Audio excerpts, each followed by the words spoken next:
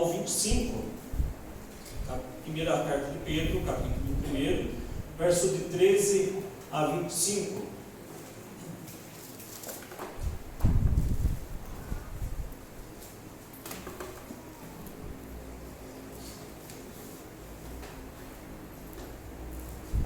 Nós não temos os slides, né? Você vai acompanhar na sua Bíblia mesmo, né? Primeira carta de Pedro, finalzinho lá da Bíblia, lá, as últimas cartas lá, capítulo 1, verso 13 a 25.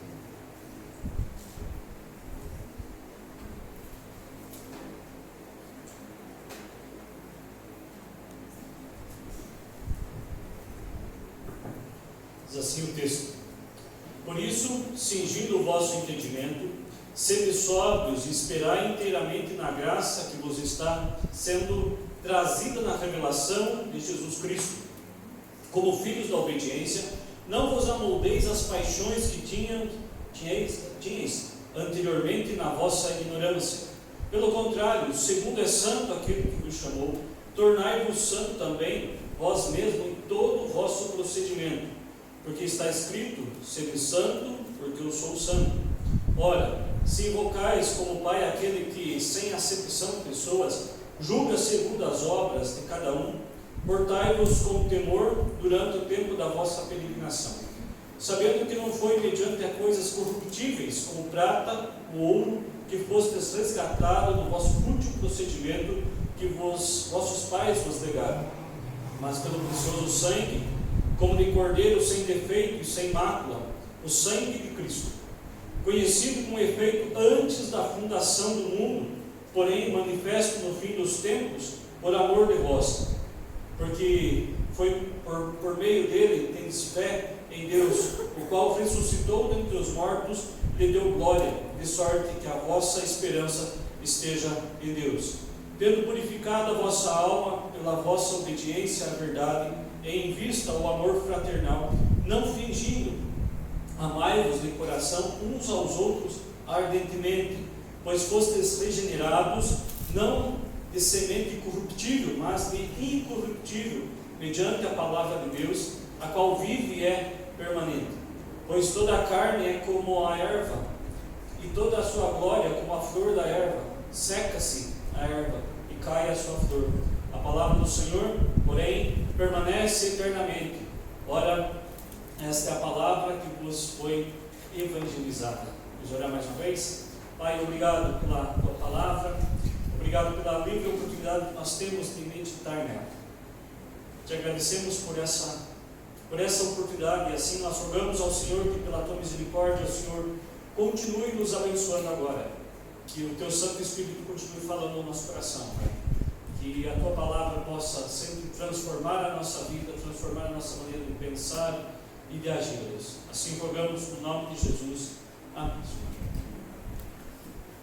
Como falei, no domingo passado, o pastor deu início às cartas de Pedro, e o pastor Marco fez um pano de fundo da história do apóstolo Pedro, né? Do que acontece com Pedro, quem era Pedro, né? E Pedro, assim, um judeu como muitos outros, educado dentro da cultura judaica, possivelmente passou por todo o processo educacional que os meninos judeus passavam, né, até os 12 anos, e assim prosseguia.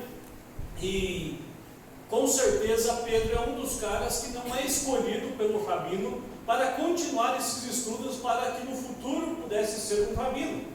As crianças começavam o seu processo educacional, ia seguindo esse processo, né? E era interessante que até os 12, em torno dos 12 anos, as crianças eram alfabetizadas e elas já tinham decoro o Pentateuco, né? E elas iam progredindo, estudando, e chegava um determinado momento que o rabino, o professor que os educava, que os ensinava, chegava para algumas crianças e dizia: segue-me. Vem, segue-me. Isso selecionando algumas crianças que elas continuariam, depois que esse processo educacional havia cessado, havia encerrado, essas crianças que foram separadas, elas continuariam estudando aos pés daquele professor, daquele rabino, para que no futuro fossem elas também um rabino. Isso nós vemos com o apóstolo Paulo, né? O apóstolo Paulo foi uma dessas pessoas, um desses alunos que foram separados, que no entanto ele é doutrinado aos pés de Gamaliel, né? Que era um exímio rabino da época, né? E Paulo ele é treinado, ele é discipulado aos pés de Gamaliel. Pedro passa esse período, passa esse processo educacional, e Pedro não é escolhido. Assim como muitos outros crianças, adolescentes também não eram separados para esse processo educacional. Pedro passa por tudo isso, porém há uma grande reviravolta na história da vida de Pedro, no momento em que Jesus aparece lá na beira do mar de Tiberíades, ou Mar da Galileia, também como é conhecido. E Jesus usa um dos barcos, que era de Pedro, no entanto, como púlpito, né, para ensinar a multidão. E Jesus passa ali um tempo ensinando. Quando termina os seus ensinamentos, lá em Lucas isso é registrado, Jesus olha para Pedro e pede que Pedro, ordena a Pedro que lançasse novamente a rede ao mar. E lá em Lucas capítulo 5, verso 5, diz: respondeu-lhe Simão: mestre, havendo trabalhado toda a noite, nada apanhamos, mas sobre a tua palavra lançarei as redes. Pedro já havia tido um contato com Jesus anterior a isso. Se nós voltamos à história em Lucas, às vezes a narrativa de Lucas, nós vamos lá pelo capítulo 4 e nós vemos que Jesus já havia curado a sogra de Pedro. Ou seja, de certa forma, Pedro já conhecia Jesus, mas foi apenas um contato imediato que tiveram ali nesse processo, porque a sogra de Pedro estava bastante enferma, com febre alta. Jesus é levado até a casa de Pedro, então ele cura ela. E agora, passa-se alguns tempos, não sabemos precisar quanto tempo isso se passa. Pedro está nas suas atividades normais, no seu dia a dia, pescando, junto com outros, inclusive também com João e os demais, o pai de João, Tiago, todos eles estavam ali entregues às suas atividades, que eram de pescadores. E quando Pedro recebe essa ordem agora de Jesus para que lançasse novamente a rede, Pedro responde: nós já pescamos a noite toda, não pegamos nada, mas sobre a tua palavra lançarei. Pedro sabia que quem estava pedindo, quem estava ordenando, não era qualquer pessoa. Ele já havia presenciado algo extraordinário da parte de Jesus. Por isso ele toma essa iniciativa e ele lança as redes.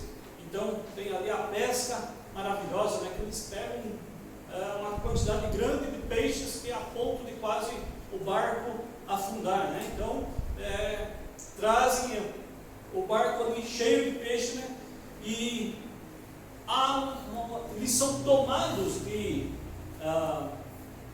profunda admiração e espanto por aquilo que havia acontecido. Haviam pescado a noite inteira, nada haviam pegado, e simplesmente Jesus ordena que lançassem as redes. Eles lançam as redes e pegam uma quantidade grande de peixes. Isso toma eles de admiração e até mesmo de pavor.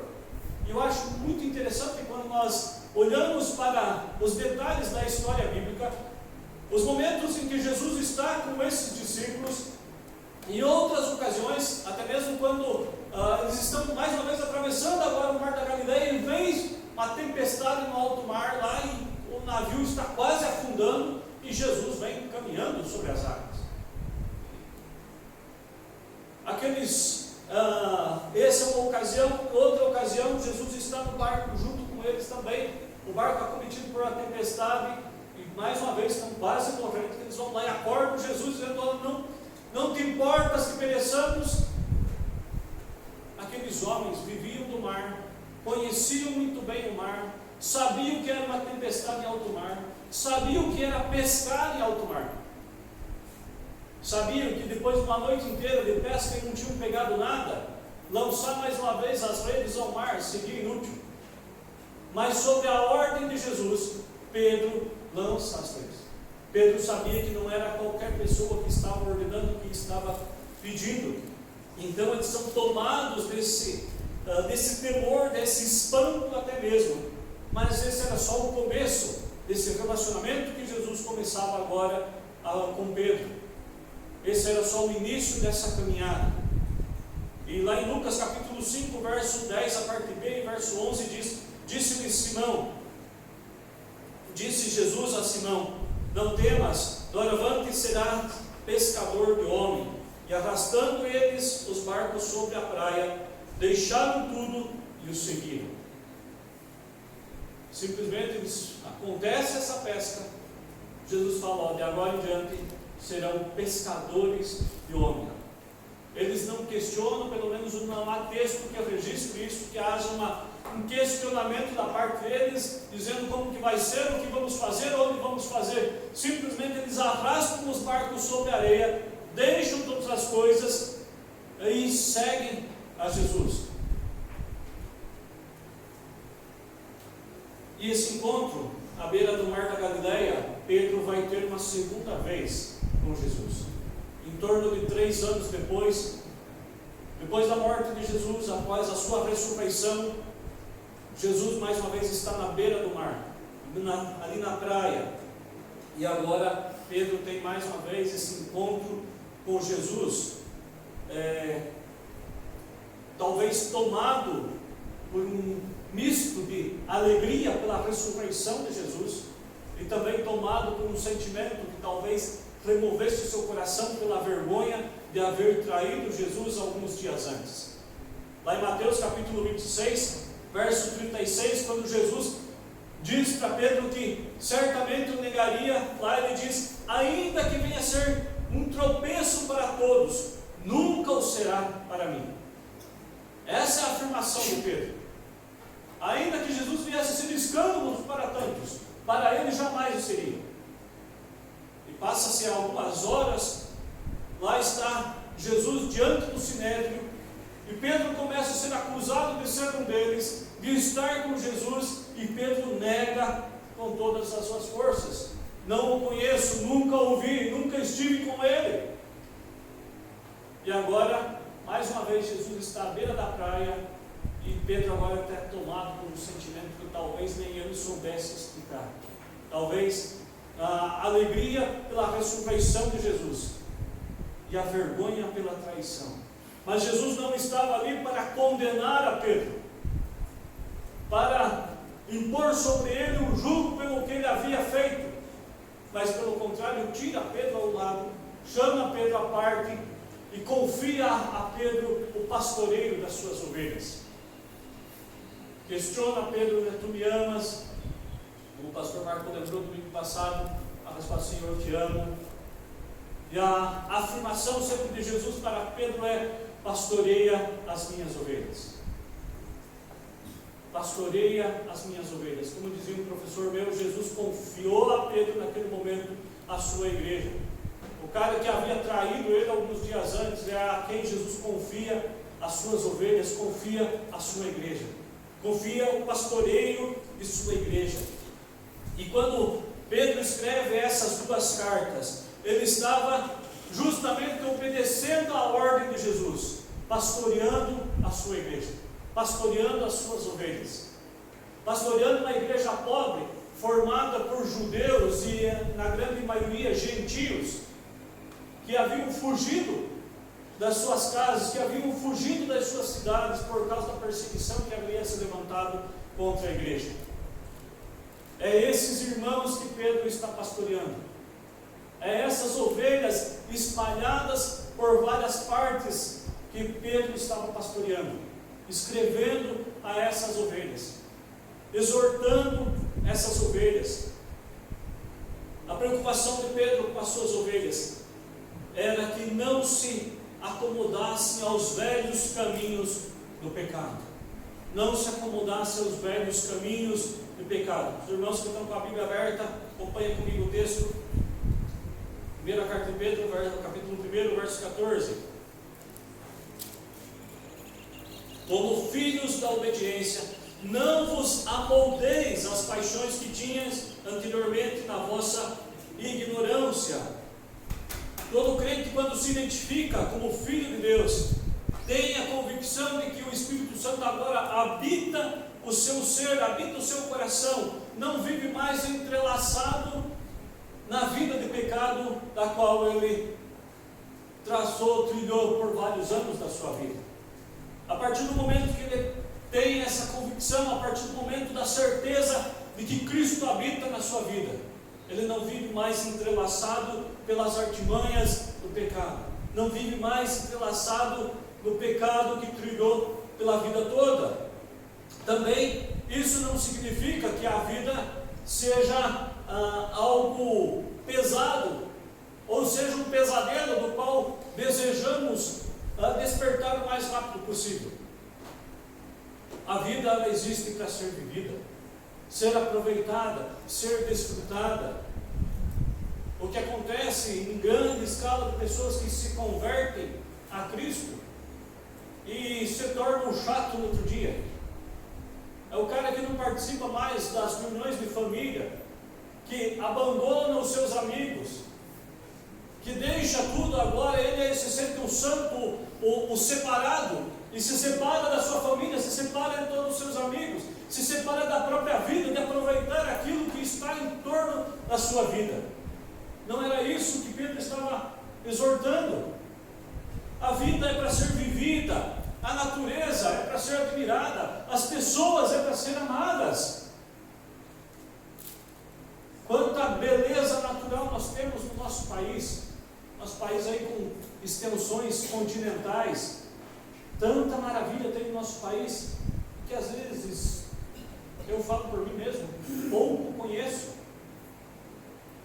Damos tanta atenção a outras coisas, às vezes, que não é da nossa alçada, que não nos interessa, mas damos mais atenção para aquilo que a TV mostra, para os problemas que estão a todo tempo acontecendo, e deixamos a vida de lado para olhar apenas para os problemas, para aquilo que as redes sociais nos trazem, nos apresentam, que tiram toda a nossa atenção de toda a beleza que Deus criou, e nos voltamos apenas para aquelas coisas, como se a vida se resumisse apenas a isso.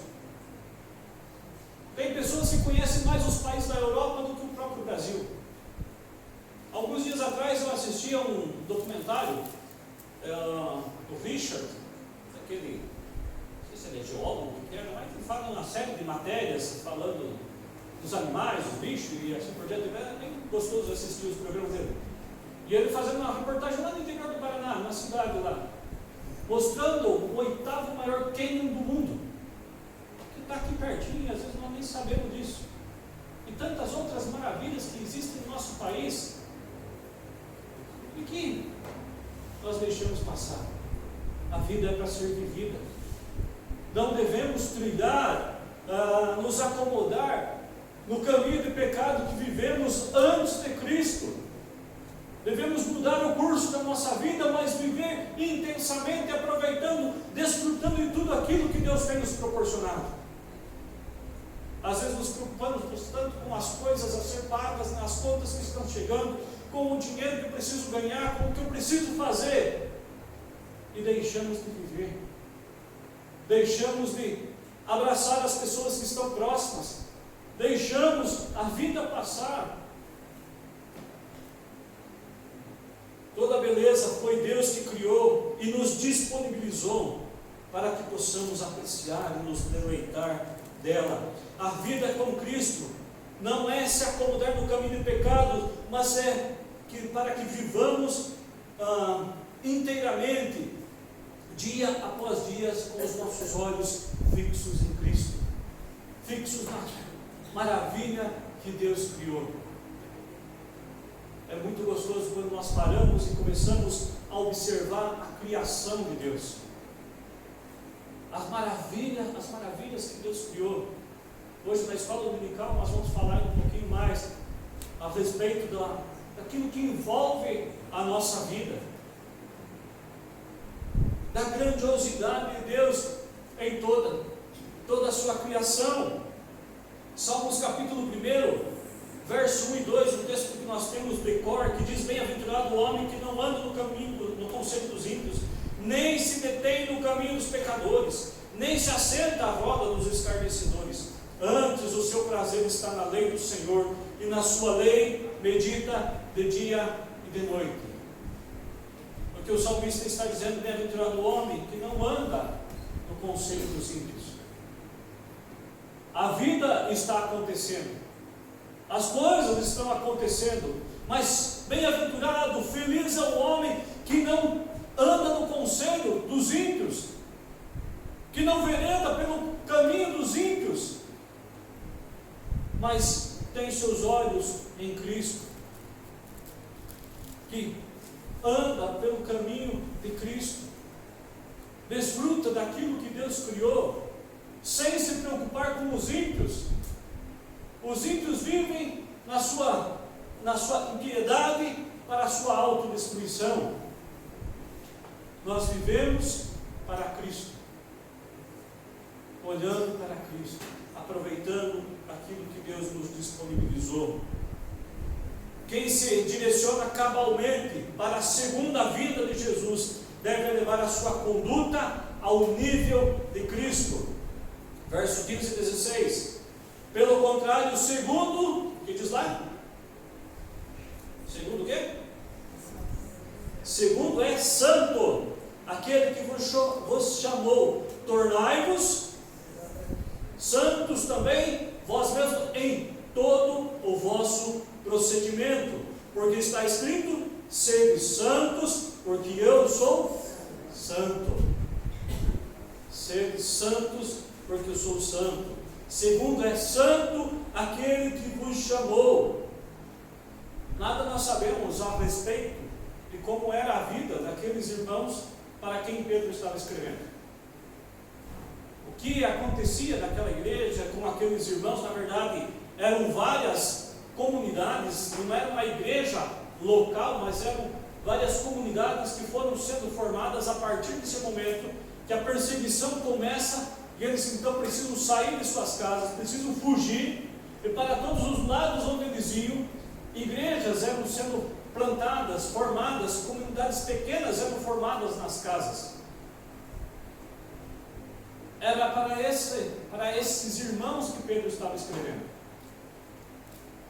O que eles faziam ou deixavam de fazer, nós não sabemos, mas também isso não importa, porque Pedro está falando: aquele que vos chamou é santo. Tornai-vos santo em todo o vosso procedimento a partir de então. Pedro está apresentando o modelo ideal de vida para a igreja, o modelo perfeito de vida para a igreja. Pedro não está dizendo: se você fazia, se vocês praticavam isso, então a partir de agora vocês devem fazer assim, assim, assim, assado. O procedimento de vocês deve ser assim, vocês devem deixar de fazer isso, vocês devem fazer isso, não devem fazer isso, e colocar-se uma escala daquilo que devia ou não devia fazer. Não, mas ele apresenta Deus como santo, e aqui nós fazemos duas observações. Primeira, Pedro destaca que Deus é santo, ou seja, uma característica singular de Deus. Ninguém é santo em si mesmo. Nós dizemos que nós somos santos porque fomos separados. Fomos separados pela graça de Deus, pelo seu amor, pela sua misericórdia. Ele nos separou, Ele nos fez santos, e estamos no processo então de santificação, que será concluído quando estivermos na glória com o Senhor. Mas santo em toda a sua essência, apenas Deus, e mais ninguém. O cara pode ser a melhor pessoa que você conheça, o cara é mais santo que você conheça. Esse dia eu fui visitar a dona Altair com o filho e falei: eu não conheço uma pessoa mais crente que a dona Altair. Mas ela é santa por ser separada, ser escolhida, ser eleita pelo Senhor, separada para ser ovelha do Senhor, mas ela não é santa em si mesma. O único santo na sua essência, apenas Deus. E é isso que Pedro frisa, que aquele, segundo é santo, aquele que vos chamou, tornai-vos santo em todos os vossos procedimentos. A segunda afirmação, a sua perfeição moral. Tornai-vos também vós mesmos em todo o vosso procedimento. Tornai-vos vós mesmos em todo o vosso procedimento, porque está escrito: sede santos, porque eu sou santo. Procedimento, padrão para a nossa vida é sermos como Cristo. O nosso referencial de santidade é Cristo. O modelo ideal para a nossa vida como crentes é Cristo. O modelo ideal para a igreja, para a vida da igreja, é Cristo.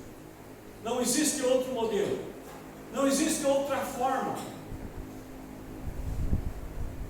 Cristo é o centro. O modelo para uma vida perfeita.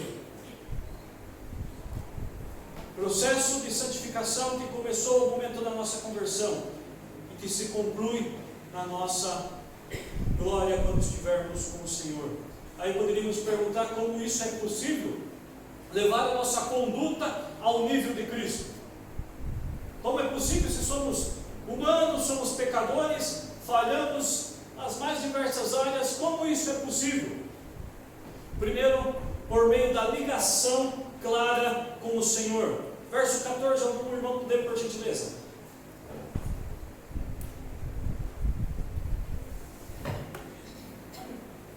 Como filhos da obediência, não vos acomodéis nas paixões que tinhais anteriormente na vossa ignorância.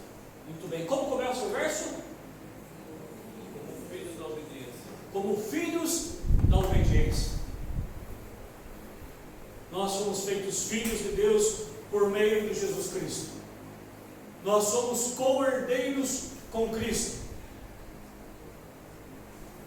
Como filhos da obediência. A obediência que o apóstolo Pedro está se referindo, ele já fez menção lá no início da carta, no verso 2, quando ele diz: eleitos segundo a presciência de Deus Pai, em santificação do Espírito, para a obediência e aspersão do sangue de Jesus Cristo, graça e paz vos sejam multiplicadas. Até mesmo com relação à obediência, Pedro dá o exemplo de quem obedeceu ao ponto de aspergir o seu próprio sangue em nosso favor. Então, se precisamos de um modelo de como sermos obedientes a Deus, temos um modelo em Cristo. Na obediência, expressa-se o vínculo do ser humano com Deus. Por isso, a fé está estreitamente ligada à obediência. Romanos capítulo 1, verso 5, Paulo fala: por intermédio de quem viemos a receber graça e apostolado por amor do seu nome, para a obediência por fé entre os gentios. Como filhos da obediência. Essa era uma linguagem semita que Pedro estava usando nesse momento, que traz a ideia de uma pessoa que se caracteriza integralmente pela obediência. Como filhos da obediência. Nós somos filhos de Deus por meio de Jesus Cristo. Como podemos ser obedientes à palavra de Deus? Por meio de Jesus Cristo, tendo Cristo como o nosso modelo absoluto de obediência. Podemos nos espelhar em algumas pessoas, na sua maneira piedosa de vida, como ela vive diante de Deus.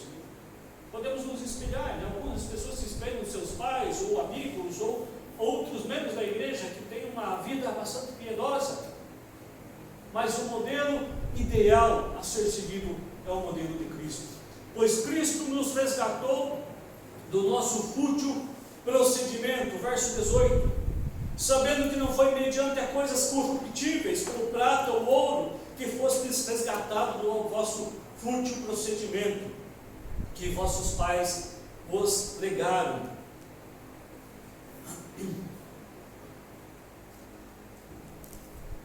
A redenção da conduta antiga, do modo antigo do qual nós vivíamos, custou um prêmio, um preço alto, infinitamente elevado, para que Deus nos resgatasse do nosso vil estado de pecado que nós vivíamos, para que Deus nos resgatasse do lamaçal de pecado do qual nós vivíamos. Aqui são feitos, Pedro na verdade está fazendo um paralelo quando ele usa essa expressão de que não foi por meio de coisas corruptíveis, como prata ou ouro, que fomos resgatados do nosso vil procedimento. Pedro tem em mente, era o mercado de escravos, aonde a liberdade de um escravo era comprada de um senhor, transferindo esse escravo para outro senhor, era mediante a prata e ouro, era a moeda mais corrente da época, era o que comprava, era o que dava liberdade, era o que fazia alguém ser servo de alguém. E Pedro está frisando claramente, dizendo, não foi mediante as coisas corruptíveis, não foi mediante a corrupção que Deus nos resgatou do pecado. A corrupção não resgata ninguém, pelo contrário, escraviza ainda mais. Não é à toa do que nós vemos no nosso cenário político, né? A corrupção que gera no nosso cenário político. Enquanto há mais corrupção, mais aprisionamento há naquilo que eles vivem.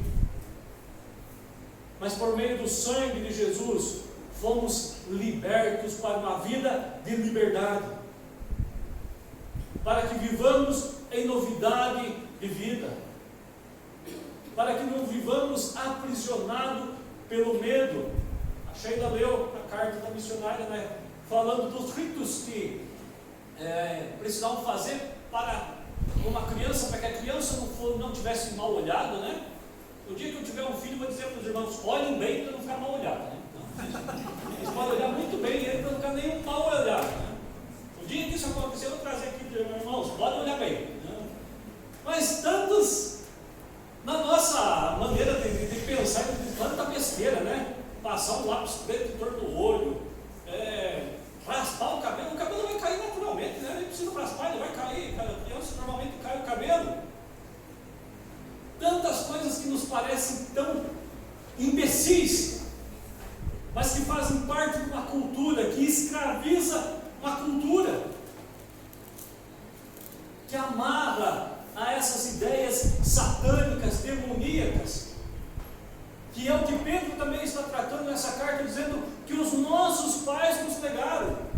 Pedro faz um paralelo entre o pecado original, que vem lá desde Adão e Eva, quando nossos primeiros pais, os representantes da humanidade, pecaram desobedecendo a Deus, nos colocaram sujeitos debaixo da condenação do pecado, ou seja, a partir desse momento todos nascem debaixo da iniquidade.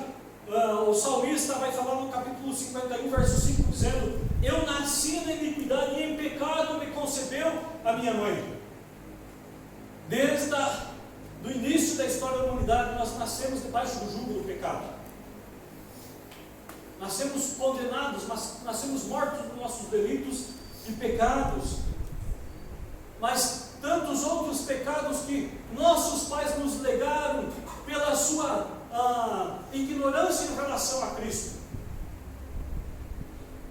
Até hoje, por mais esclarecedor que seja, quantos pais, quando os seus filhos meninos chegam na fase da adolescência, levam os seus filhos às casas de prostituição para que tenham experiências sexuais?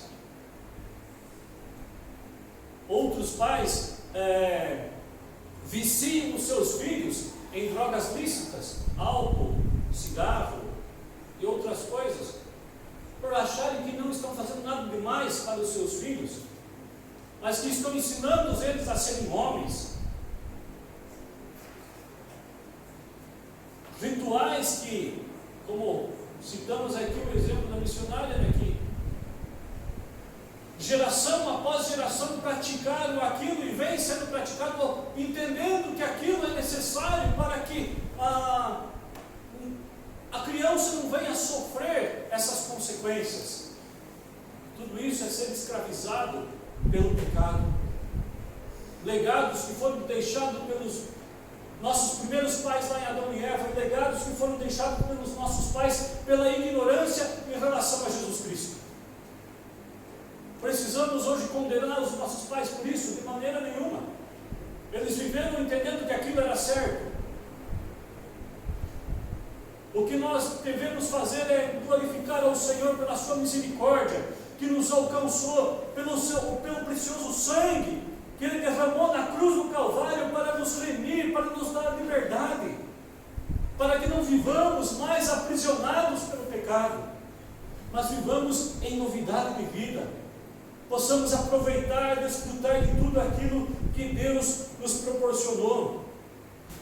Calvino dizia: todos nós somos produtos de semente imunda, nascemos maculados pela infecção do pecado, e mesmo antes de virmos à luz, estamos contaminados perante a face de Deus. Foi esse estado que nós nascemos, contaminados pelo pecado, mesmo antes de vermos a luz do dia. Antes de levarmos o primeiro tapa do médico, nós já nascemos contaminados pelo pecado. E foi desse fútil estado de vida que Cristo nos comprou, não com coisas corruptíveis, com dinheiro, com prata, com ouro, mas pelo precioso sangue, como de cordeiro, sem defeito, sem mácula, o sangue de Cristo, conhecido com efeito antes da fundação do mundo, porém manifesto nos fins dos tempos por amor de vós. Qual foi esse preço que Deus pagou? Não foi coisas transitórias, não foram coisas corruptíveis, mas foi com o sangue de Cristo, para toda a eternidade. Mesmo antes de que o mundo houvesse, antes que o mundo existisse, o Cordeiro de Deus já havia sido morto pelos nossos pecados. O sacrifício de Cristo, mesmo antes que houvesse mundo, já estava decretado para a nossa liberdade. Vivamos em liberdade, não vivamos como escravos do pecado, não vivamos amedrontados pelo pecado, não vivamos amedrontados pelas quebra de maldição, que alguns pregam, que precisa ser quebrada a maldição. Cristo quebrou toda e qualquer maldição na cruz do Calvário. Viva liberto desses traumas, desses medos. Não há nada mais que nos aprisione. Nós estamos, por essa fé que foi plantada no nosso coração, prostrados aos pés do Senhor, por tamanha graça, tamanha liberdade que Ele nos concedeu, que por meio dele temos fé em Deus, o qual ressuscitou dentre os mortos e lhe deu glória, de sorte que a vossa fé é esperança, e esperança estejam em Deus. Algo que é muito notório quando nós lemos as passagens de Pedro, lá em Atos, ou mesmo nas cartas de Pedro, a ideia é que sempre Pedro traz, sempre frisando, que Deus ressuscitou a Cristo entre os mortos. Lá em Atos ele vai repetir por várias vezes: o Cristo que vocês mataram, Deus o Pai o ressuscitou dentre os mortos, e nós somos testemunha dessas coisas. Pedro não estava falando de coisas que não tinha ouvido falar, mas daquilo que ele tinha sido testemunha ocular. Deus só não nos comprou, nos tirou do lamaçal do pecado, mas também proporcionou a fé para o nosso coração, para que o nosso coração esteja prostrado diante do Senhor. A vida sem Cristo no mundo caído, ela é apavorante. A vida sem Cristo no mundo é apavorante, porque tudo parece que conspira contra.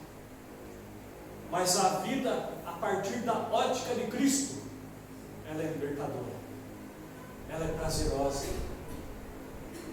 Sabemos que a vida ela é passageira, e é para pessoas que estavam sofrendo, que Pedro estava escrevendo isso, falando até mesmo do sofrimento que elas estavam sentindo, mas frisando que isso era temporário, que a nossa recompensa não está nesse mundo, mas está na glória com o Senhor. Porque tudo nessa vida é passageiro, só a palavra do Senhor é eterna. Verso 24, um pouco mais à frente, diz: pois toda a carne é como a erva, e toda a sua glória como flor de erva. Seca-se a erva, cai a sua flor, a palavra do Senhor, porém, permanece eternamente. Ora, esta é a palavra que vos foi evangelizada, essa é a palavra que vos foi anunciada, esse é o anúncio de vitória que vocês receberam, que nós recebemos, que a vida é passageira, é transitória, vivemos por um breve tempo, e ele vai usar muito bem aqui, talvez citando Salomão, que a vida, a carne é como a erva, como a flor, que seca, que murcha, que passa, é temporário, exibe toda a sua beleza quando ela cresce, né? Eu acredito que a maioria das pessoas gosta de ver um jardim todo florido, né? Tem lá as suas plantas, as suas flores. Eu sempre falo para a dona Cida que ela tem na calçada dela uma flor lá que eu acho muito bonita, né?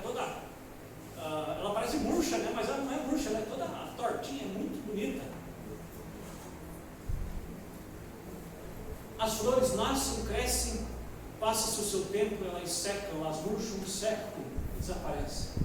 Assim também é a nossa vida. Mas ao contrário disso, nós temos uma eternidade inteira com o Senhor, na presença do Senhor. E isso tudo comprado na cruz do Calvário, garantido na cruz do Calvário. O desejo de Pedro era que a igreja se fortalecesse diante dos sofrimentos que enfrentava. Como eu já falei algumas vezes aqui, nós não temos ideia do que é ser perseguido por causa de Cristo. Nós temos alguma noção, alguma ideia, talvez, do que é ser perseguido. Mas, de fato, nós nunca vivemos isso na pele. Nós não sabemos o que é ser expulso da família por ser cristão.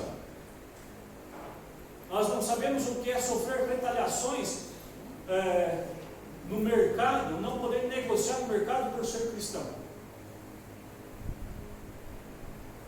E tantas outras coisas que aconteciam com esses primeiros irmãos. Lá na carta aos Hebreus, o autor ainda fala daqueles que o mundo não era digno, que foram chicoteados, foram cerrados ao meio, aí você vai buscar alguns detalhes na história, de pessoas que foram colocadas dentro de touros de bronze, de ferro, aliás, eram colocados dentro de touros feitos de ferro, e esses touros eram colocados no meio do fogo, e lá essas pessoas eram assadas vivas. Outras eram colocadas em cadeira incandescente. E as crueldades aí seguem-se de forma impressionante. Pessoas que eram colocadas dentro de sacos com víboras, com cobras, e eram lançadas ao mar. Coisas que a nossa imaginação talvez nem consiga hoje imaginar tamanha crueldade que esses irmãos lá no início da história sentiram. E eram irmãos que Pedro estava escrevendo sujeito a essas coisas. E ele está dizendo, essas coisas podem acontecer, mas tudo é transitório, tudo é temporário. Mantenha o seu padrão como o padrão de Cristo. Mantenha os seus olhos na cruz de Cristo, porque tudo isso aqui é transitório. A nossa salvação está selada, a nossa glória está reservada junto com o Senhor. Tendo purificado a vossa alma, verso 22, tendo purificado a vossa alma pela vossa obediência à verdade, tendo em vista o amor fraternal, não fingindo, Amai-vos de coração uns aos outros ardentemente, pois fostes regenerados, não de semente corruptível, mas de incorruptível, mediante a palavra de Deus, a qual vive e é permanente. Pedro queria que a igreja se fortalecesse, que os irmãos se fortalecessem mutuamente, que se amassem mutuamente, mesmo aqueles que estavam sofrendo, que talvez já tivessem sofrido algum tipo de castigo por causa de Cristo. A exortação de Pedro que amassem essas pessoas ardentemente. Aqueles que talvez tivessem sido expulsos de suas famílias, que fossem amados ardentemente, amados com todas as suas forças. Quando isso acontece, a igreja é fortalecida. A igreja se solidifica, a igreja tem o mesmo propósito. A igreja está prostrada diante do Senhor. Para isso, Pedro deixa claro: tendo purificado a vossa alma pela obediência à verdade, pela obediência a Cristo, pela obediência à sua palavra. Há aqui uma grande relevância prática, onde faltar o amor aos irmãos na igreja, é preciso iniciar pela purificação. A purificação acontece na nossa alma. Se o amor não é algo natural dentro da igreja, é preciso começar em cada um de nós. Uma purificação da nossa alma mesmo. Olhando para nós mesmos, olhando para dentro de nós, vasculhando o nosso coração, o que ainda está pendente lá, que não estamos amando os nossos irmãos. E tudo isso, à medida que vamos identificando, levando tudo isso a Cristo, nos prostrando cada vez mais diante de Cristo. É preciso derramarmos a nossa alma diante do Senhor, levar cativo ao Senhor todos os nossos pensamentos, pois tudo é passageiro, mas a palavra do Senhor é eterna. Eu concluo dizendo: ou seja, jamais devemos nos acomodar aos velhos caminhos de pecado que talvez trilhamos em algum momento da nossa vida. As coisas velhas passaram, eis que tudo se fez novo. De agora em diante é uma nova caminhada, com os nossos olhos na cruz de Cristo. E sempre deve estar muito claro ao nosso coração de que Deus, por meio de Jesus Cristo, nos comprou do nosso último estado de vida que nós vivíamos. Nos resgatou do império das trevas, nos transportou para o reino de luz, nos fez novas criaturas. Isso deve ser muito claro sempre ao nosso coração.